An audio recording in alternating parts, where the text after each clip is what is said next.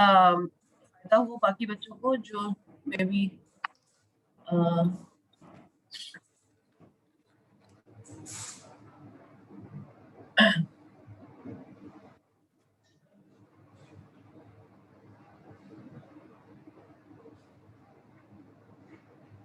कुछ थोड़ा सा डिले कर रहा है ये सॉरी। जब तक मैं इस चैप्टर को, आप लोगों ने मैनकीफ की किताब देखना शुरू की है? मैनकीफ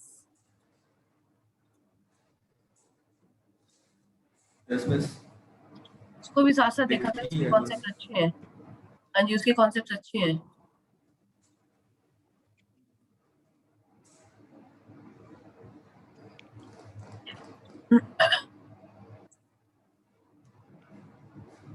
ओके ये मैंने खोल लिया इसको और चेंज इन सप्लाई सारा कुछ हो चुका है। और अब मैंने कल की क्लास में, इंशाल्लाह परसों की क्लास से, I will start with production theory. तो मैं आज ये लास्ट असाइनमेंट डिस्कस कर रही हूँ। So have I started screen sharing? Screen share मैंने शुरू किया अभी? नहीं अब होगा। चलो, सो this is what I wanted to open and this is what I wanted to open. Okay, I'm starting. Do you have assignment in front of you? Yes ma'am. चलो, मैंने वैसे यहाँ पे खोल ली है तो इसको मैं नीचे कर देती हूँ। ओके, अब ये देखिए, look at the first question. It is for the data given below, make the graph for the supply function. ये supply and demand function, ठीक है? तो ये जब आप बनाते हो तो मैं यहाँ पे रफ स्केच करूंगी, मैं थोड़ा सा रफली स्केच करूंगी ताकि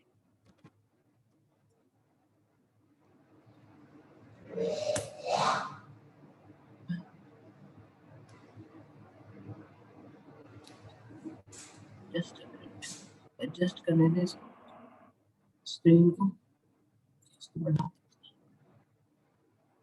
और यहाँ से।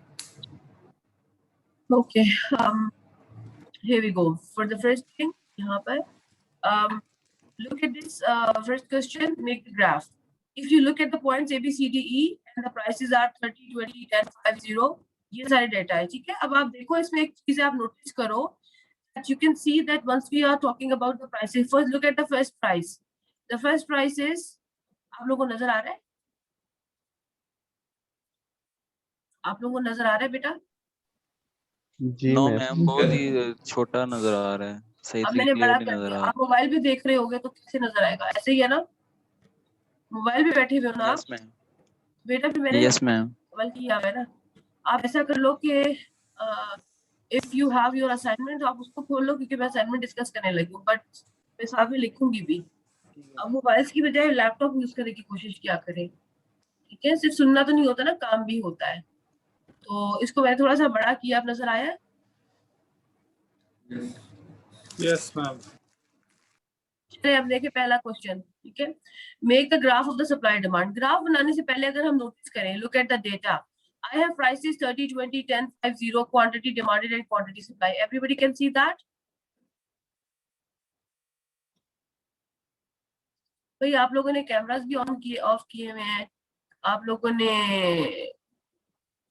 माइक्स भी ऑफ किए हुए हैं, तो मुझे कैसे पता चलेगा क्लास सुन रही है कि नहीं सुन रही? हाँ, अगर मैंने इस तरह खुद से ही पढ़ाना है ना तो फिर मैं रिकॉर्डेड लेक्चर्स पे चली जाऊंगी। Everybody switch on the camera.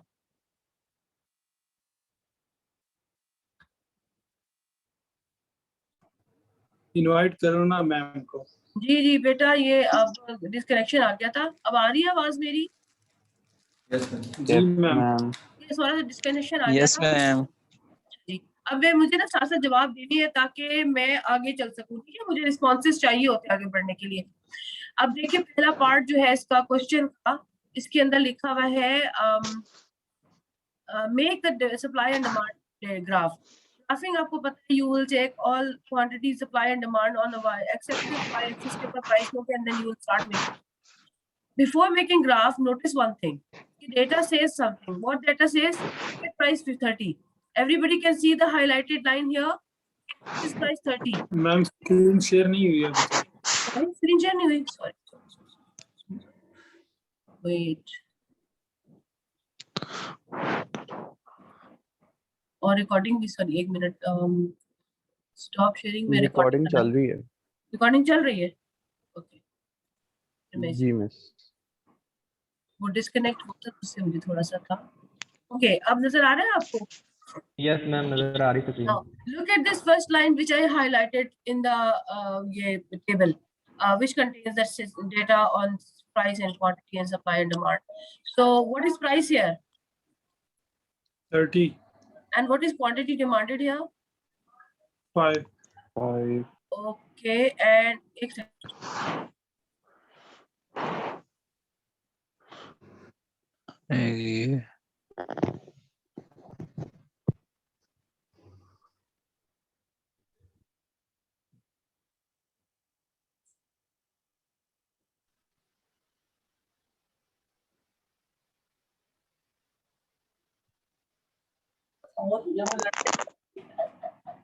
अच्छा जी, अच्छा अब if we look at this price and quantity demanded is 5 and quantity supply is 25. So how much is the difference between quantity? If I ask you to take the difference of quantity supply minus quantity demand, what you will say? It's how much? 20. 20. So which thing is greater? Supply. Quantity supply. तो जब भी quantity supply quantity demand से greater हो, हम इसे कहते हैं excess supply. Excess supply. अब मार्केट में सोचें, अभी तो जैसे रमजान है, थिंग्स आर डिफरेंट, लेकिन थिंक ऑफ द सिचुएशन, अगर आप इतवार बाजार की बात करें और वहां पर शाम का टाइम ले और वेजिटेबल की सेल्स की बात करें। एक मिनट, मैं ये दरवाजा बंद कर लूं, बच्चे शोर कर रहे हैं।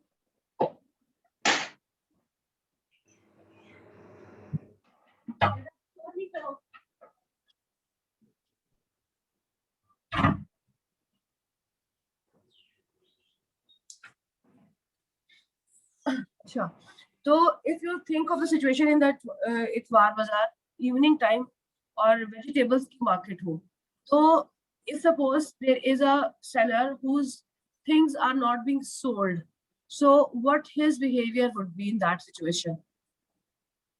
क्या करेगा? प्राइसेस एडजस्ट करेगा ना?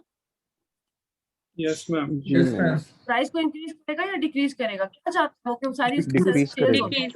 डिक्रीज करेगा। So can we say कि whenever there is a situation of excess supply, there is a downward pressure on prices? We say that? तो बिल्कुल एग्जैक्टली इसी तरह से अगर आप इसका डेटा, और इसी तरह से बी के ऊपर देखो, 20 प्राइस के ऊपर डिमांड जो है वो 10 है और सप्लाई जो है क्वांटिटी सप्लाई वो 20 है। प्राइस जितनी ज्यादा बड़ी प्राइसेस होती हैं, they seem to B so high कि quantity supply will always be higher whenever the prices are very high and quantity demanded will be lower, whereas opposite is true in case when prices are very low, quantity supply will be very low and quantity demand would be very high. It is normally the situation. ठीक है, अब इसमें आप देखो कि whenever both are equal, we say it's equilibrium. Whenever one of the thing is different from the other, we say it's disequilibrium. Now the disequilibrium could have been excess supply or excess demand. अगर excess supply है तो वो जो excess supply exist करेगा वो equilibrium की से ज्यादा प्राइस पे exist करेगा या उससे कम प्राइस पे exist करेगा? If it is a excess supply, ज्यादा। मैम वो कम पॉइंट। यहाँ देख लेते हैं, देखो मैं भी डाटा को नहीं बना रही, सिर्फ मैं एक रफ स्केच बना रही हूँ। Quantity demand, quantity supply and price. ये देखो डिमांड, ठीक है, और ये है सप्लाई। मैंने उसी डेटा से बनाया लेकिन मैं नंबर्स नहीं लिखे। What this point is? Equilibrium. So if you look at equilibrium, यहाँ पर क्या चीज है? ये एक प्राइस है जिसके ऊपर क्वांटिटी डिमांड अगर कितनी है, what is the quantity demand at this price? So what will do, इस प्राइस के ऊपर क्वांटिटी डिमांड के ऊपर पॉइंट लेकर आएंगे and then will take it down, that is quantity demand. ठीक है, quantity demand. What is quantity supply? तो हम क्या करेंगे, इसी प्राइस को लेकर आएंगे सप्लाई लाइन पर, ये वाली लाइन पर, और देखेंगे कितनी है क्वांटिटी सप्लाई, तो वो भी एग्जैक्टली यही पॉइंट बनता है। तो what will say quantity demand is equals to quantity supply. जब दोनों इक्वल हो तो हम उसका नाम रखते हैं क्यू बार। जब दो चीजें एक जैसी है तो एक ही नाम रख सकते हैं ना, since quantity demand and quantity supply are same so we call it Q bar. अच्छा, अब क्या हो रहा है यहाँ पर देखो, सबसे पहले क्यू बार कहाँ पर है? Q bar is as any quantity which is same for quantity demand and quantity supply. So out of these data points A, B, C, D, आपको क्या लगता है कि क्वांटिटी सप्लाई क्या है, क्वांटिटी डिमांड क्या है, जहां पर इक्विलिब्रियम कहां पर है, ये मैं हाईलाइट कर रही हूँ ना, A, B, C, D. Point C के ऊपर इफ यू लुक, यहाँ पे देखो, अगर मैं इसको हाईलाइट करूँ, can you see that this is the price Yes, ma'am. quantity demand and quantity supply are exactly same, so this must be equilibrium price. Okay, this must be equilibrium quantity, and क्योंकि equilibrium quantity में supply और demand एक बराबर हो जाता है, so that's why 15 and 15. So exactly ये वाला point इसमें अगर मैं यहाँ पे लिखूं, तो price is actually 15 and quantity demand, sorry, price is 10 और ये equilibrium is 15. Good. ये हमने इक्विलिब्रियम आइडेंटिफाई कर लिया. अब इसके ऊपर देखो क्या चल रहा है. अगर इसको मैं, if I ask what is happening, any price above equilibrium, then what you are supposed to do, make a straight horizontal line and it will tell you the answer. ये एक प्राइस है जो कि above equilibrium है. यहाँ data के अंदर above equilibrium कौन सी प्राइसेस है, 20 और 30. तो ये कोई 20 प्राइस है फॉर एग्जाम्पल. तो इसके ऊपर क्या चीज है, look what is quantity demand. So take this horizontal line through demand and here we go, it is quantity demand. ये है क्वांटिटी डिमांड. और कितनी है quantity supply, take this whole line to the supply function and see what is quantity supply. It is quantity supply. कौन सी चीज ज्यादा है, सप्लाई ज्यादा है. तो ये सारा का सारा सेगमेंट क्या है. So can I say it is a situation where the supply quantity supply is equals to quantity demanded? Say yes or no. No, ma'am, because supply is greater. Supply ज्यादा है. How much it is? ये तो can I say it is excess supply? Can I say that? Yes, ma'am, it is. Okay. So what Yes, is it? ma'am. Is it excess supply? ये excess supply है? क्या ये excess supply Yes, है? ma'am. So any price No, above no, ma'am. equilibrium. जी, sorry. बोले. Okay. Any price above equilibrium is a situation. Ma'am, आपने आवाज cut रही है आपकी बेटा. कोई बात भी समझ नहीं आ रही. आप जो आपकी आवाज स्टेबल हो. पॉइंट पे Let me tell you. Any price greater than P bar. What you are expecting? Excess supply. मेरा कनेक्शन डिस्टर्ब है. मेरी आवाज आ रही है सबको? मैम वो सारे आपकी बात गैप हो गई है. अरे ये बस इंटरनेट का मसला है. एक्सेस सप्लाई वाली. बल्कि मुझे मशवरा दो कि मेरे पास बड़ा थका हुआ इंटरनेट कनेक्शन है. मैं इस वक्त मोबाइल डेटा यूज कर रही हूँ, वो कि 4G है, लेकिन वो डेफिनेटली सपोर्ट नहीं करता इस सारे सेटअप को. आप लोग बल्कि मुझे मशवरा देना कि मेरे पास PTCL का पुराना थका हुआ जो है ना इंटरनेट कनेक्शन है, और आज से 1-1.5 साल पहले जब इंटरनेट की इतनी ज्यादा जरूरत नहीं थी, तो मुझे उन लोगों ने कहा, फोन किया कि आपको अच्छा कनेक्शन चाहिए. तो मैंने कहा बिल्कुल भी नहीं, मेरे बच्चे पहले ही बहुत खराब हो रहे हैं इंटरनेट से, तो मैं फर्दर कोई अच्छी स्पीडी चीजें लेकर उनको फर्दर गेमिंग में नहीं डाल सकती. तो इसलिए मैंने खास तौर पे नहीं लिया. तो अब मुझे आप लोग बल्कि मुझे ना थोड़ा सा मिस एक जोन मुझे टेक्स्ट कर देना, इसमें ना टाइम जाया होगा. ठीक है, मुझे टेक्स्ट कर देना जो आप सजेस्ट करते हो, मैं फिर देख लूंगी इसमें से कोई डिसाइड कर लूंगी.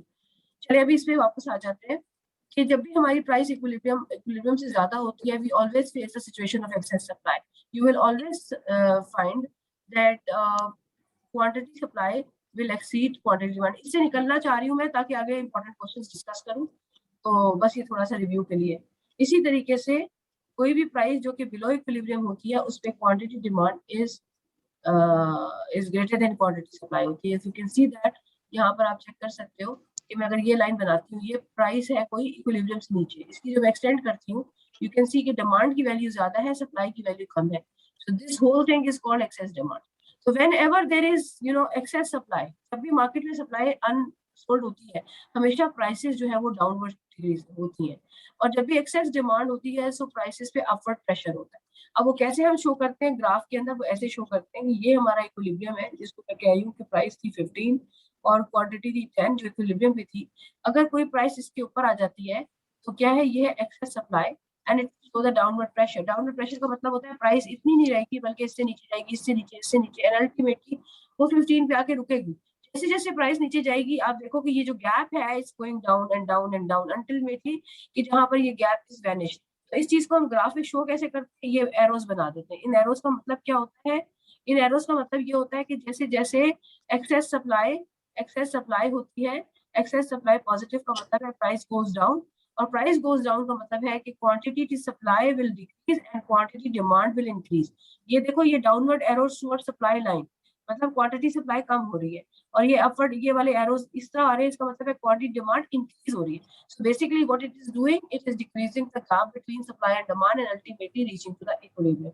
Similarly, if we are happening, the market is happening to be at a price below equilibrium, it will have excess demand, and excess demand always have upward pressure on prices, and this will happen. ये देखो अब ये arrows इस तरह से जाएंगे and ultimately you will get back to equilibrium. इस सारे process को हम कहते हैं market mechanism. Market mechanism. So what is market mechanism? It is a process in which price adjustment process takes place, and if the market is supposed to be if the market is in the situation of disequilibrium, it will go back to equilibrium. That is meant by market mechanism. ठीक है, और अगर ये सारा जो सारा मैंने numerical दिया था, it was also meant for understanding the concept of market mechanism. So if I talk about the first part, again I'm coming back to assignment. कि अगर किसी ने खुद नहीं भी बनाई है तो उसको कम से कम थोड़ा सा आइडिया एग्जाम में तो कोई नहीं किसी का बनाएगा. So make graph of supply and demand is done. Find slope of each at each point in the demand function. अब जब each point की बात होती है कि आप देखो क्या होता है कि what is slope? How do you define slope? Slope is defined as slope क्या होती है? Slope होती है जी क्या होती है? Ma'am, change in quantity demand divided by change in price. Very good. Camera सारे off है, so how would I know if people are listening or not? No answers are being there. बेटा cameras mobile सब of करके आप लोग बैठे हुए हो. मिस हम सुन रहे हैं आप. हाँ तो सुन रहे होंगे, मुझे कैसे पता चलेगा कि आप लोग सुन रहे हो? मैं तो वहां से बात सुन रहे हैं मैम. बेटा कैमरा ऑन किया करो ना क्लास में, फिर मैं रिकॉर्डेड लेक्चर ही दे दिया करूंगी सिर्फ अगर कैमरास ऑन नहीं होंगे तो. अच्छा स्लोप क्या होती है? Change in quantity demanded over change in price, यही होती है ना. क्या है? Find the slope at every point. कैसे किया है आपने इसे? ये देखो इस वाले पहले पॉइंट पे स्लोप, कभी यहाँ पे हम स्लोप ले रहे हैं, यहाँ पे मैं लिखी हूँ स्लोप, ठीक है, ऑफ डिमांड. सिर्फ मैं आपको समझाने के लिए कर रही हूँ, मैं यहाँ पे ज्यादा टाइम नहीं जाया करना चाह रही हूँ. I am writing on here.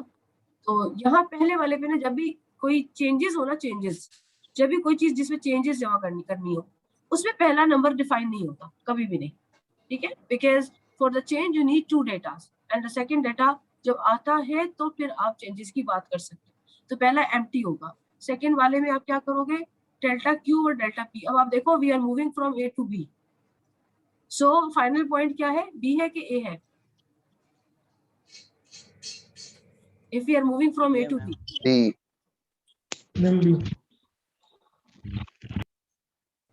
A to B पे बी फाइनल पॉइंट है और ए इनिशियल पॉइंट है. तो आपका डेल्टा क्यू और डेल्टा पी कैसे डिफाइन होगा? 20 डेल्टा क्यू होगा 10 - 5 divided by 20 - 30 and you will have like 5 over -10 and answer is -1/2. ये आपका आंसर है. किस पे लिखोगे ये वाला आंसर? यहाँ पर इस जगह पर -1/2. ये स्लोप है, ठीक है. उसके बाद बी से सी में सी फाइनल पॉइंट, तो आंसर क्या आएगा? बी टू सी पे स्लोप कैसे डिफाइन होगी? मैं एक वक्त में 2 सॉफ्टवेयर यूज कर रही हूँ तो वो हैंग हो जाता है. ये आ गया बी टू सी में. तो बी टू सी में आपका डेल्टा क्यू आ जाता है 15 - 10 divided by 10 - 20 and you will get like 5 over -10. It is equals to -1 and so on. बाकी सारे भी इस तरह से कर लेंगे. Similarly जब आप डिमांड सप्लाई की स्लोप निकालोगे, again you will work with the quantity supply data, ये वाला, और प्राइसेस यही रहेंगी. आगे चलते हैं. Find the equilibrium price and quantity. वो तो आपको कहाँ से नजर आ रही है? वो आपको एग्जैक्टली यहाँ सी पॉइंट पे क्या है equilibrium. What is equilibrium price? 10. What is equilibrium quantity? 15.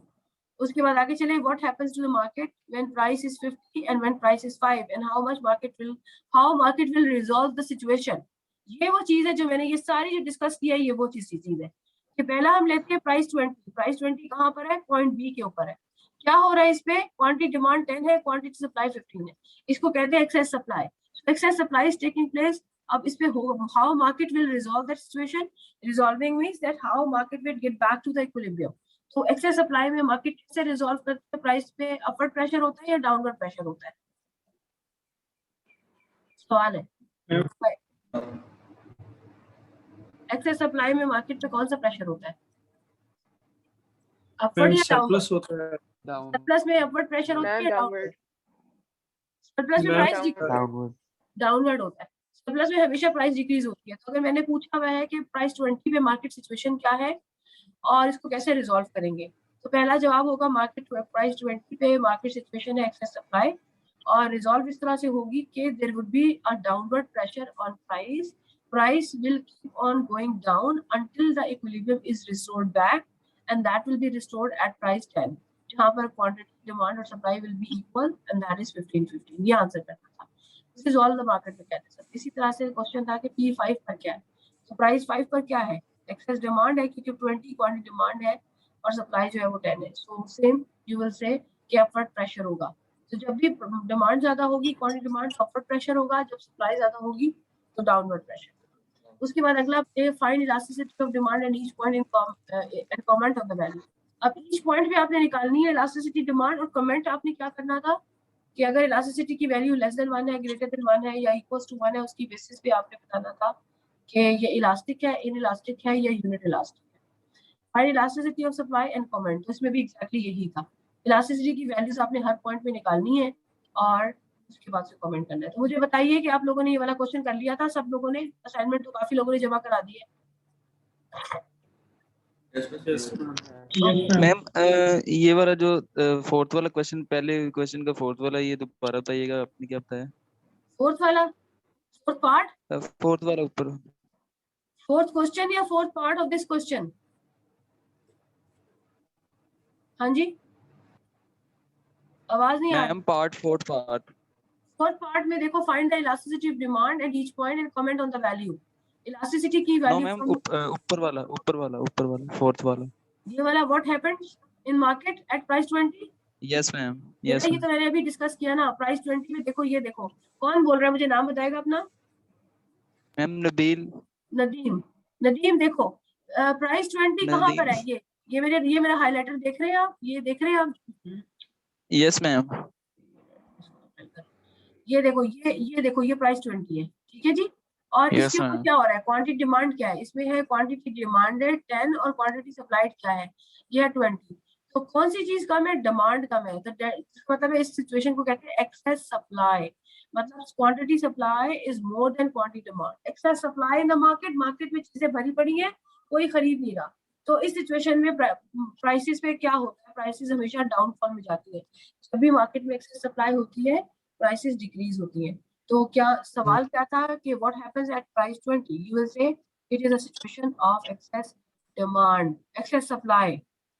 And how market will resolve the situation? Market will resolve the situation by decreasing price. There will be a downward pressure on prices, and excess supply will start reducing until it will reach the point where the equilibrium is restored, and that price is 10 and that quantities are 15. Are you clear now, Nadeem? Ma'am yes ma'am, clear. चलो, अच्छा, अब second question और third question को मैं discuss नहीं कर रही, मैं लास्ट क्वेश्चन पे जा रही हूँ कि जिसको थोड़ा सा आपने मेरे ख्याल में गलत अटेम्प्ट किया हुआ है। What is income effect and substitution effect, what is shift of demand and ma'am movement. Second और थर्ड पे sorry, excuse me ma'am.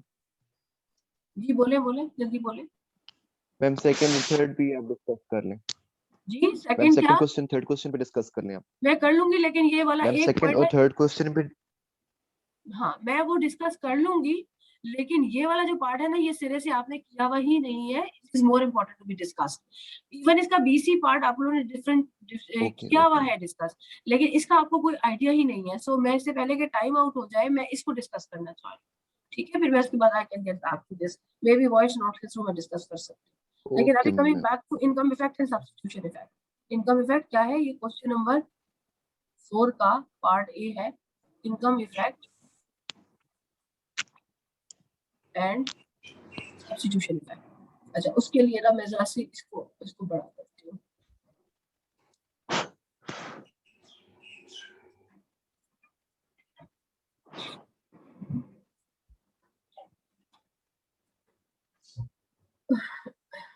Income effect and substitution effect. अच्छा, सबसे पहले इनकम इफेक्ट। अच्छा, ये दोनों ना एक तो ये जो इनकम इंक्रीज एंड डिक्रीज का जो इफेक्ट होता है डिमांड इक्वेशन पे, दैट इज डिफरेंट। जो हम हमेशा क्लास में करते रहे, वो इनकम इंक्रीज और इनकम डिक्रीज का डिमांड पे इफेक्ट होता है। और सब्स्टिट्यूशन, जो सब्स्टिट्यूशन की प्राइस के साथ डिमांड पे इफेक्ट है, दैट इज डिफरेंट। ये जो कॉन्सेप्ट है, पहले बात एक just make it clarify, make one clarification. Both of these effects are totally related with the changes in price. Income effect and substitution is a concept related to change in the price of the same commodity. मतलब जब price change होती है तो actually दो चीजें हो रही होती है, एक चीज हो रही होती है इनकम इफेक्ट और दूसरी हो रही होती है सब्स्टिट्यूशन इफेक्ट। और वो क्या होता है? If price of some commodity decreases, हमने क्या कहा है? प्राइस को डिक्रीज कर दिया। तो two things happen.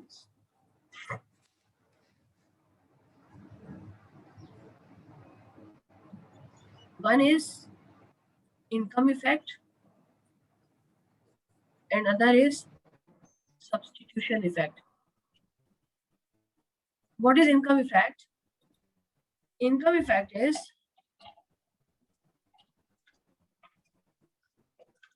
that with the decrease in price, now people have more purchasing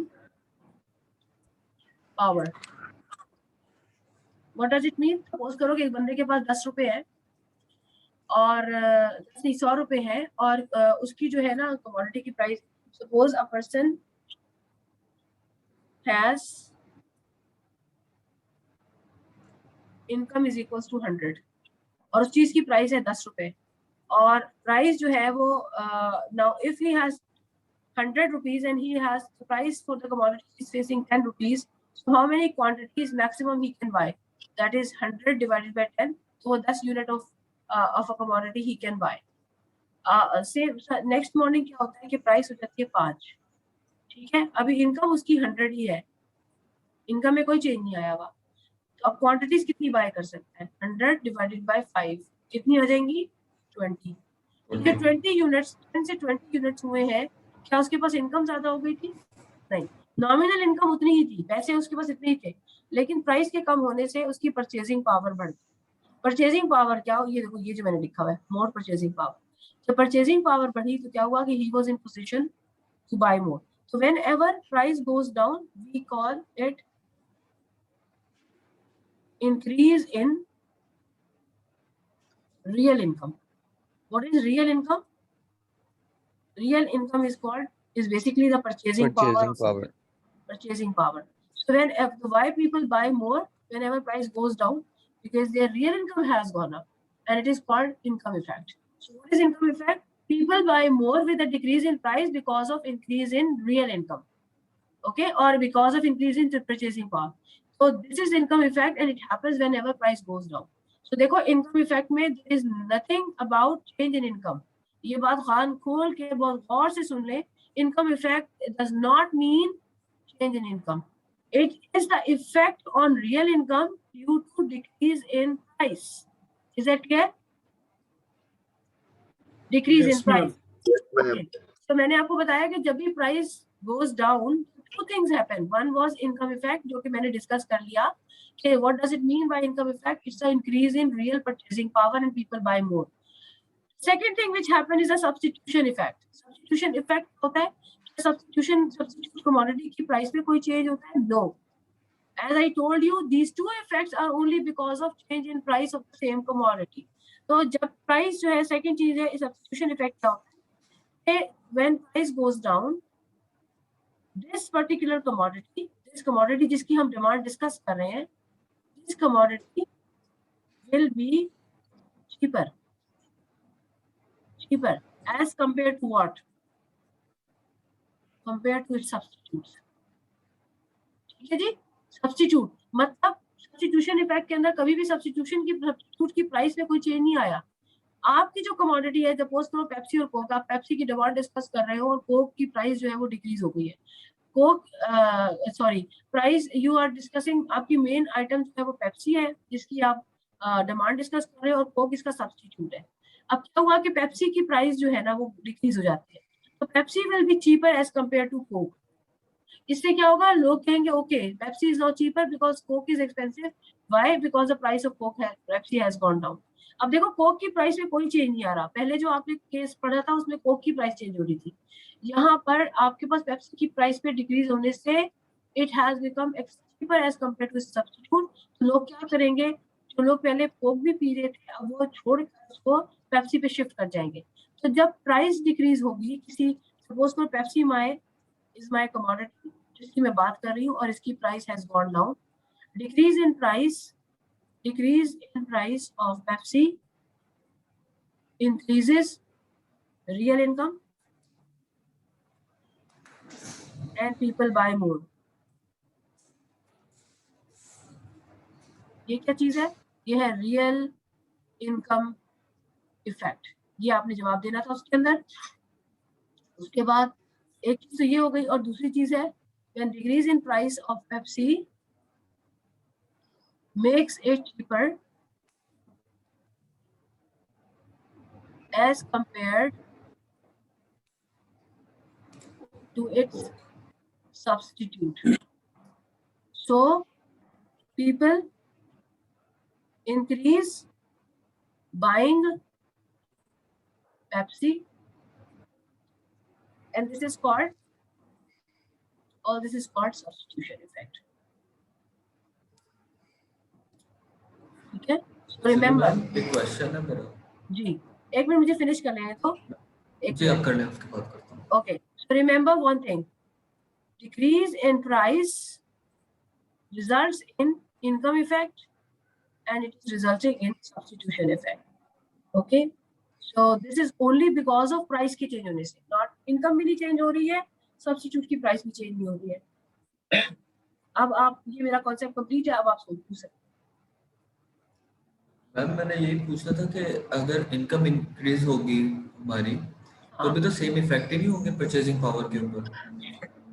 Very good question, but the thing is कि इनकम इंक्रीज होने में आपकी नॉमिनल इनकम इंक्रीज हो रही है and definitely it will have the same effect. यही तो difference है कि वो है नॉमिनल इनकम इफेक्ट और ये है real income effect. Nominal income effect के अंदर इनकम इंक्रीज होती है या डिक्रीज होती है and you work with the purchasing power with the increase in decrease in the nominal income. आपके पास पॉकेट मनी ज्यादा आ जाए या कम हो जाए तो उस सिचुएशन में आपकी डिमांड कैसे एडजस्ट होगी, that is income.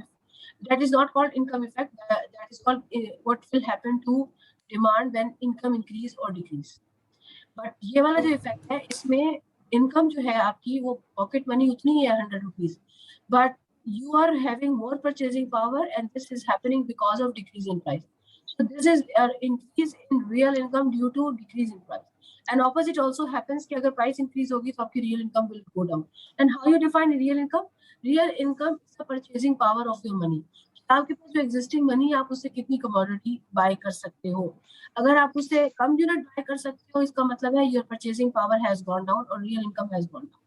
Although your nominal income is, and you can very understand this thing because आजकल exactly यही चल रहा है कि those who are earning certain amount of money now they have less purchasing power, or in other words उनकी nominal income is still the same but their purchasing power or the real income has gone down। ठीक है ma'am एक class में purchasing power calculate करेंगे हम लोग, ये हमारे पास